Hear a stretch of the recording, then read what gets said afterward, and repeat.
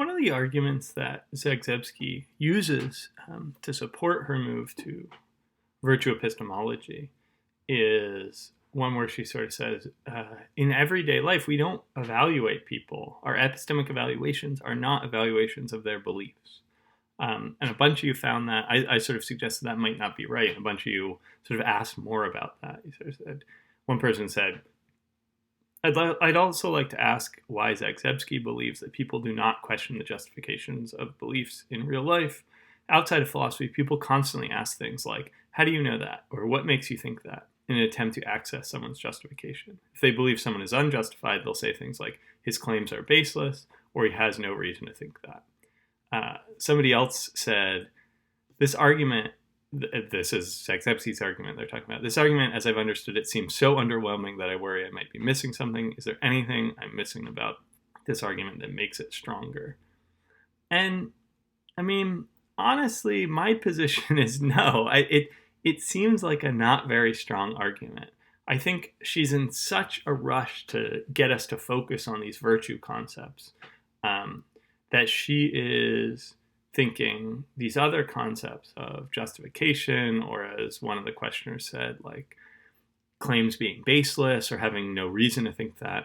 These are, I mean, like she says they're not the things we focus on. I think she's simply wrong about that, as some of you suggested here. That does not mean that we shouldn't care about virtues in epistemology. And she's very concerned with showing that we should do virtue epistemology, and that should be what we focus on, as opposed to the question of whether beliefs are justified or not. Other philosophers have focused only on the question of whether beliefs are justified or not. Now, we might think that we could have it both ways. We could say epistemology should care both about whether beliefs are justified or not, and about what virtues the believer has, whether they're a virtuous believer in all sorts of ways.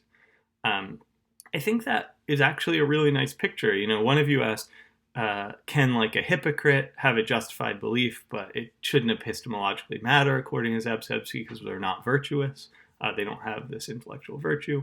And I think one way to say this is, you know, you might have people who are epistemically virtuous in some ways, epistemically vicious in some ways, and that might be an interesting way of thinking about them, but it also might be important to think about their particular beliefs and whether they're justified or not. And so I think a bunch of you are sort of suggesting something like this, that maybe there's something to her picture of virtue epistemology, but there's also something to think about justification.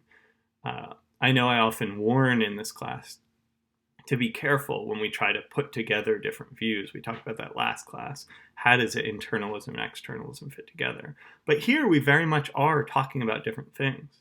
The question of what makes a good or virtuous believer, and the question of what makes a belief justified or not, seems like those could both be interesting questions. We don't have to think one is the question and the other one's not, or vice versa.